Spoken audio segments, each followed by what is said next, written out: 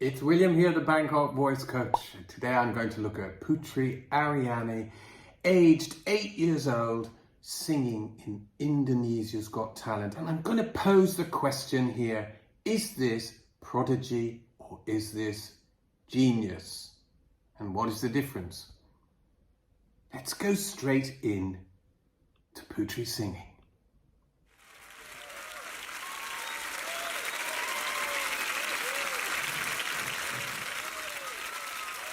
This is exciting. She's singing Beyonce.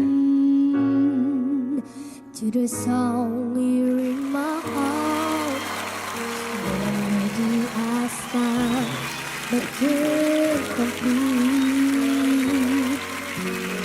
Listen to the sound from deep within.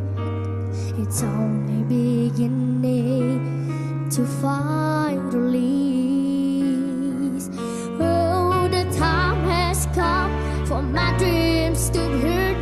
Did will not be frozen inside and turn into your arm, or cause you want. Listen.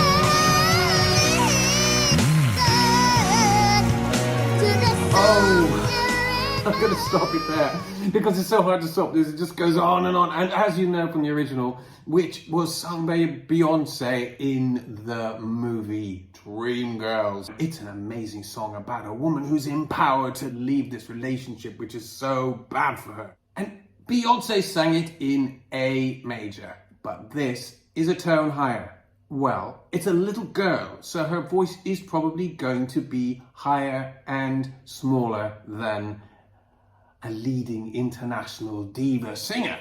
We're talking about spectacular reproduction of something that Putri has heard many, many times. Now, the song is called Listen.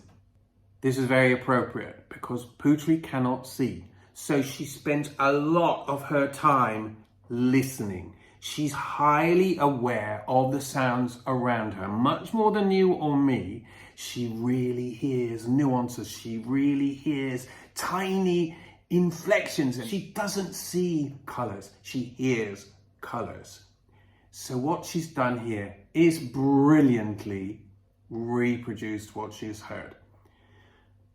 The way we learn to speak is by listening and imitating. There's nothing wrong with that. Prodigies do this extremely quickly.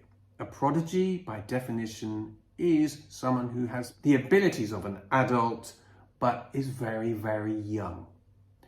And in this case, Putri Ariani has this gift as though she's singing like an adult, and she's doing it 90% by imitation. She's reproducing what she's heard brilliantly. Mozart was a prodigy. He also could do adult things at a very young age. Not just play the piano and play the violin. He could compose piano concertos and operas. But when he grew up, there were many people the same age as him who could do what he could do. And the same thing happens with Putri. When she gets to 18, 19, 20, suddenly she is not a prodigy anymore. She's just someone who can do something very well. What is the difference between a prodigy and a genius? Well, we'll have to come back to that.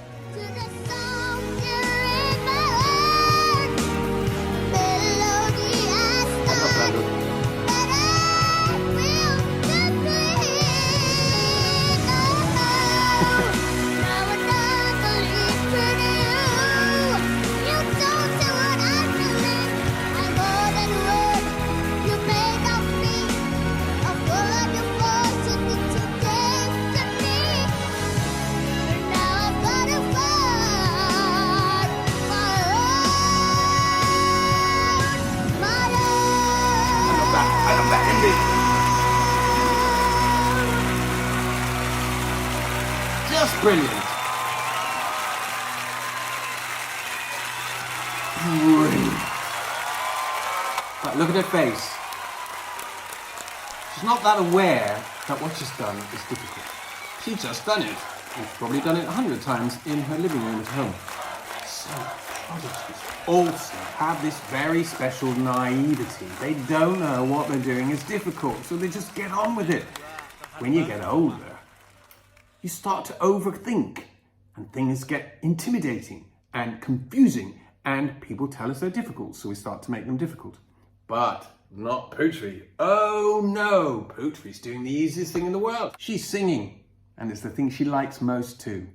And this is one of the things that children have on their side. They are unaware of something being difficult, and they don't overcomplicate. However, I would just point out this, that a prodigy often runs into trouble when they get older, because what they can do is no longer particularly special because other people can do it too. If I'm a cellist and I can play Elgar's Cello Concerto at the age of 7 with a quarter-sized cello, that's pretty amazing.